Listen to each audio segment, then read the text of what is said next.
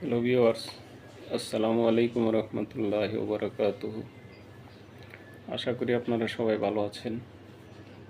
আজকে আরেকটি বিষয় নিয়ে আপনাদের সামনে হাজির হয়েছি।